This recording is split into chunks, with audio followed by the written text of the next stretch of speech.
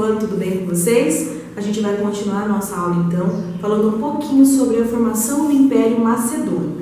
Na nossa última aula de história, a gente falou como esse Império Macedônio vai se formar, né? Ele se forma a partir, do reinado do rei Felipe da Macedônia, que depois da Guerra do Peloponeso, o que acontece? As colônias gregas, na verdade, começam a se enfraquecer, as cidades gregas vão se enfraquecendo, e o rei Felipe aproveita disso para conquistar a região da Grécia. Ele era muito apaixonado pela cultura dos gregos, correto? Então ele vai formando o seu Império Macedônio. A sucessão para esse rei chegar até o poder é muito complicada. Por quê? Porque ele vai matar ali algumas pessoas no meio do caminho, porque ele não era o herdeiro legítimo do trono da Macedônia, mas ele consegue chegar no poder, correto? Agora a gente vai falar um pouquinho sobre a formação desse império. Essa formação ela dura do ano 334 a 323 a.C. Lembrando que o período que são antes de Cristo, a gente vai o quê? Vai em ordem decrescente, correto? Por quê, amores? Porque tem que zerar para chegar no ano do nascimento de Jesus Cristo. Então, esse daqui é o período da formação do Império da Macedônia.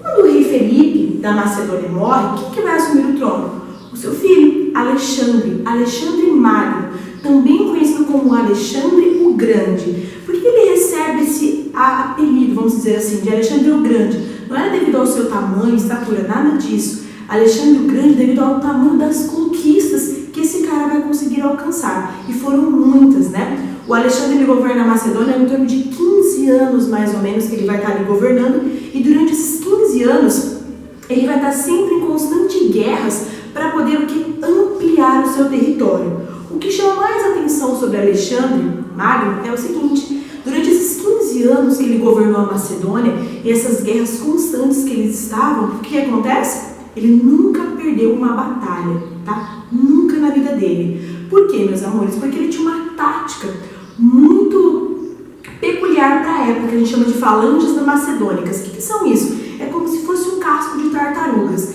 E então os soldados ficavam todos ali, prontos para o ataque. Ele tinha muitas estratégias. E uma coisa muito importante do Alexandre é quando ele vai vencer os persas. Os persas eram um império muito grandioso nesse período da antiguidade. E o Alexandre vai vencer os persas. A gente vai falar um pouquinho sobre esses caras daqui a pouco. Quem são esses persas?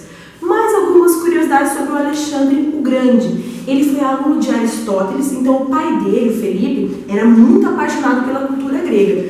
Tão apaixonado que ele contrata o próprio filósofo Aristóteles para dar aulas para Alexandre.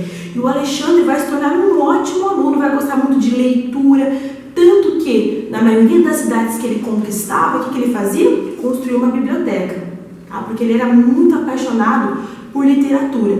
E ele recebe essa paixão, vamos dizer assim, devido às aulas que ele teve com Aristóteles. Outro ponto importante que a Pro já apontou para vocês é que durante os 15 anos de governo dele, ele nunca perdeu uma batalha, devido, vamos dizer assim, a essas mudanças que ele vai fazendo, essas táticas de guerra que ele vai criando ali. Onde ele começa a falar sobre o Alexandre, a formação do Império Macedônio? Começa lá na página 20 da nossa apostila. Ele vai falar para a gente sobre como o Alexandre conquista. Lá na página 20 da nossa apostila de história, ele traz para a gente a imensidão do Império Macedônio. Ele traz, por exemplo, antes, quando o pai dele, o Felipe, governava o tamanho do Império Macedônio, e depois a extensão do Império Macedônio. É uma coisa grandiosa. Nenhum outro governante conseguiu criar um império tão grandioso quanto o Alexandre. Como que ele vai governar esse império tão grandioso que ele tinha? Ele vai usar de algumas estratégias muito importantes para a época. Mas antes de chegar nessas estratégias, vamos falar um pouquinho sobre os persas. O Alexandre ficou muito conhecido por vencer os persas. Até tem alguns filmes que retratam essa vitória de Alexandre sobre o Império Persa, Retrata bastante disso.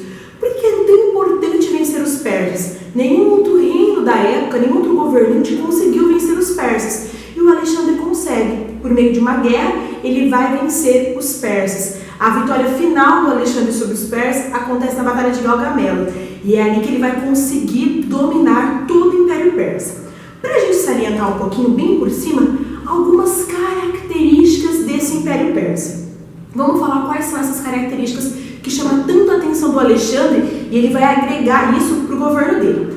Onde Pérsia nos dias de hoje, na atualidade? A Pérsia, ela fica onde hoje se situa o território do Irã, tá? É lá que fica a antiga Pérsia que nós conhecemos. Além disso, a Pérsia é um local de um solo muito seco e montanhoso, então eles não viviam muito da prática da agricultura. Os persas teve diversos reis que governaram. O mais famoso deles, vamos dizer assim, seria o governo de Ciro, né? O Ciro, ele lidera o povo persa contra uma guerra contra um outro povo muito próximo a eles, que é o povo de Medos, e eles acabam vencendo esses povos e vão formando um único império. A formação do Império Persa, ela se dá praticamente no ano de 550 e ela vai até aproximadamente 330 antes de Cristo. Então aqui seria a formação do Império Persa. A partir do momento que o rei consegue vencer os povos medos, que era um povo que atrapalhava um pouco a vida dos persas, eles formam um único império que dura esse período aqui, de 550 a.C. até 330 a.C. Por que é tão importante o governo dos persas? Tendo como seu principal governante, aqui a gente vai colocar o nome dele, Ciro. Ciro é um dos principais governantes dos persas. Com ele vai ter muitas mudanças nesse império. O que acontece, meus amores? Durante o governo de Ciro, tá? Ele vai fazer uma aliança com os seus inimigos e ele vai ter uma política muito diferenciada para a época. Os persas, eles eram muito tolerantes à cultura e à religião de outros povos que eles conquistavam. Eles não chegavam dominando aqueles povos e já impondo para aqueles povos conquistados a sua própria cultura. Não, muito pelo contrário. Os persas, eles conquistavam esses povos e eles um pouco que assimilavam um pouco da cultura desse povo. Não tentavam impor imediatamente a cultura persa para eles. Então isso já era uma coisa muito diferenciada para a época. Por quê? Porque eles tinham tolerância religiosa e tolerância cultural, vamos dizer assim. Com isso, eles vão expandir muito o seu território. Correto?